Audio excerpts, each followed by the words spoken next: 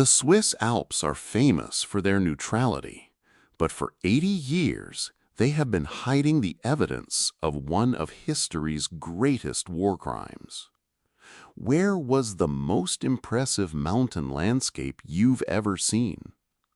And that secret was about to be revealed when a train carrying billions in gold disappeared into a forgotten tunnel that had chosen that mountain as its home. The Swiss Alps are silent giants. Their peaks pierce the sky with an indifferent tranquility, far above the petty dramas of humanity. For generations, their slopes have been a symbol of neutrality and peace. Even the world's bloodiest wars echoed in their granite hearts as mere distant whispers. But mountains are also secrets. They do not speak, but they do not forget. And sometimes they hide their deepest, darkest secrets in the hollows carved by man, in the steel rivers of a railway. On that bright spring day in 2025, a masterpiece of modern engineering was gliding along one of these steel rivers, the Alpine Sovereign. This was more than a train. It was a fortress on rails. It was transporting billions of dollars in gold bullion belonging to various European central banks, from Zurich to a secret vault. Its carriages were clad in composite armor. Its windows were bulletproof polycarbonate. Beneath each car, seismic sensors detected the slightest vibration or shift in weight, and the entire train was tracked centimeter by centimeter, second by second, by satellite. In the command center in Zurich, the woman in charge of the operation, Katarina Rostova, watched the train's icon move smoothly across the green expanse of the Alps on the massive screen before her. Katarina was a woman who believed in systems. For her, this operation was not a risk, but a mathematical equation. And all the variables were under her control. The system was flawless. Therefore, the operation would be flawless. "Entering Tunnel 7, a calm voice from an operator reported. On the screen, the train's icon disappeared into the entrance of a long line drawn through the mountain. This was one of the longest and most remote tunnels on the route. The transit time was calculated at 12 minutes. Everyone in the command center sipped their coffee, chatted, waiting for this routine task to be over. 12 minutes passed, then 13, 14. "Delay report," Katarina said, the calmness in her voice like the first crack in a dam wall. "Still no signal, ma'am," the operator replied, his voice not so calm anymore. "Probably sensor blindness due to the depth of the tunnel, a classic dead zone. The signal should be back on exit." But the signal never came back. When the 20th minute passed, all conversation in the command center had ceased, replaced by an icy silence. At the 30th minute, Katarina contacted the Swiss military and railway authorities with an emergency code. Both ends of the tunnel were sealed off by helicopters and special forces. When the search teams entered the tunnel, what they found only deepened the mystery. Nothing. The tunnel was completely empty. No wreckage, no sign of an explosion, no indication of a derailment. A train weighing hundreds of tons, along with the billions of dollars of gold inside it, had simply vanished inside a tunnel with both ends sealed off. The following weeks were a nightmare for Katarina. The world's greatest physicists, engineers, and military strategists produced theories to explain this impossible event. Perhaps a giant helicopter had entered through a ventilation shaft on top of the tunnel and lifted the train vertically into the air? But there was no shaft on top of the tunnel. Perhaps a new terrifying energy weapon had been used, one that could instantly vaporize the train and its contents. But there was not the slightest trace of radiation or heat. The investigation had hit a wall, and that wall was a mountain. The media dubbed the event the Alpine Mystery. Conspiracy theories ranged from aliens to parallel dimensions. Katerina's career was hanging in the balance in the darkness of that empty tunnel. At the bottom of desperation, a junior analyst on her team suggested, as a last hope, making a public appeal. Any information, however old or seemingly irrelevant, about the region might hold a clue. The call was made, and among hundreds of useless tips and conspiracy theories, a single phone call was about to change everything. The voice on the other end of the line was old and frail.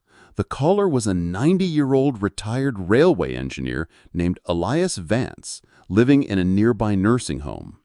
Elias explained that his childhood had been spent in that region, and that in the final days of the war in the spring of 1945, he had seen something strange while hiking in the mountains with his father. German soldiers were secretly working on a dead-end railway line that branched off from the main line but went nowhere, heading straight into the heart of the mountain. After the war, the existence of that line had always been officially denied, and in time erased from all maps. The police filed Elias's story away as the ramblings of an old man, but Katerina, with nothing else in hand, decided to follow that last, illogical lead. When she visited Elias Vance in his small room filled with memories at the nursing home, Katerina felt as if she had traveled back in time. Elias showed her his yellowed, ink-smeared maps, which he had drawn as a child, afraid of what he had seen. On the map, next to the main tunnel, was a line he had labeled the Ghost Line, which entered the mountain. "Everyone said it was a legend," Elias whispered, his eyes gazing into the distance.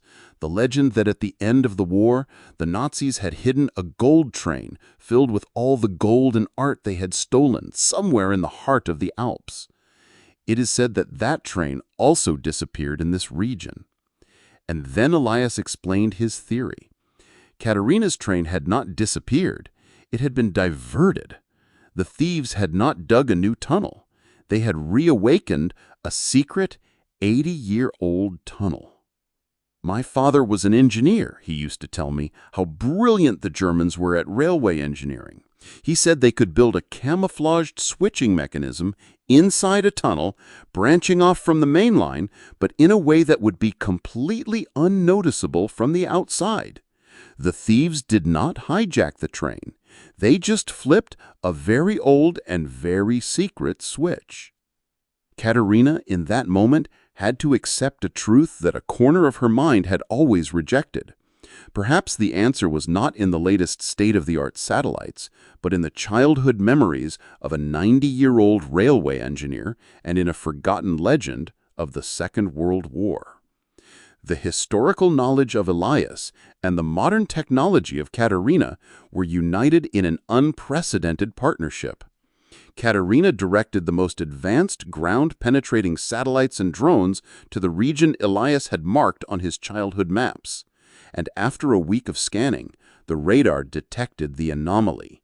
Right next to the main tunnel, hundreds of meters deep inside the mountain, was a massive, long, metallic object. And right next to it, a second, smaller metallic object. One was the ghost train, lost for 80 years. The other was its modern victim, the Alpine Sovereign. The Swiss Special Forces launched an operation to a point on the mountain that had never been entered before. Guided by Elias's maps and Katerina's real-time data, the commandos found a camouflaged steel door hidden behind trees and rocks. This was the entrance to the forgotten tunnel. Inside, an incredible sight awaited them. A subterranean station, frozen in time, covered in dust and cobwebs. And in that station, two trains were parked side by side. One was the shiny, modern, futuristic carriages of the Alpine Sovereign. The other, standing next to it like a monster, was the rusted, armored, dark, and ominous legendary Nazi gold train, its swastika emblems still visible. And between the two trains, a group of people was working feverishly. They were the inheritors, a group of descendants of high-ranking Nazi officers who had escaped at the end of the war. For decades, they had prepared for this moment. Their plan was not to steal the modern gold in Katerina's train. Their plan was to use the powerful locomotive of the modern train to pull the massive, much heavier ghost train out of the heart of the mountain. The modern gold was just bait and a tool. In the depths of the mountain, at that point where time itself had stopped, a tense confrontation took place. The inheritors were cornered, but their leader calmly stated that if they were not given safe passage, they would detonate the explosives they had placed on the main supports of the tunnel and bury both trains with their treasures forever in the heart of the mountain. It could have been a bluff, but no one could take that risk. And at that exact moment, Katerina remembered the last resort protocol she had learned in the command center. The Alpine Sovereign was not just a train. It was also an immovable vault. Through a special watch on her wrist, Katerina sent a series of commands to the Alpine Sovereign's main computer. A moment later, a metallic screech and a series of heavy thuds came from inside the Alpine Sovereign. Katerina had activated all the train's electromagnetic brakes, the emergency hooks that locked onto the rails, and the system that sealed all its doors. The Alpine Sovereign was now a block of steel fixed to the mountain itself, and it was connected to the ghost train. The inheritors' plan had been foiled by their own bait. They had no choice but to surrender.